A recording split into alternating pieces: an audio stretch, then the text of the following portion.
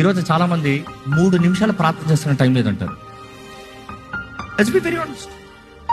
3 నిమిషాలు వాక్యం చదువుతానికి టైం లేదంటారు. ఇందుకంటే యావరేజ్ ఒక అధ్యాయాన్ని చదువుతానికి 2.5 నిమిషాలు చేస్తారంట.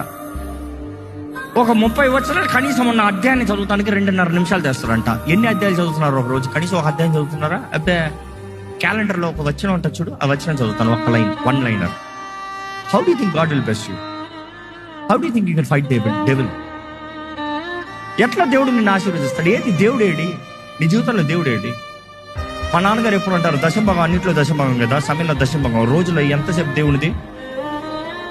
2.5 hours దేవుని. ఏది దేవుని? దేవుని సమయం దేవుడికి కావట్లేదు కాబట్టి నీ జీవితంలో ఏమి మిగలట్లేదు అంటారు. దేవుని సమయం దేవునికి ఇచ్చు, దేవునితో సమయం గడుపు. దేవునికి ఇస్తామంటే దేవునితో సమయం గడుపు. ప్రార్థన చేయి. ఏ రోజుల్లో 2.5 గంటల సేపు నువ్వు తీయాల్సిన చచ్చిపోతావా ఏంటి? ఆ నిద్రలో కట్ చేసుకో.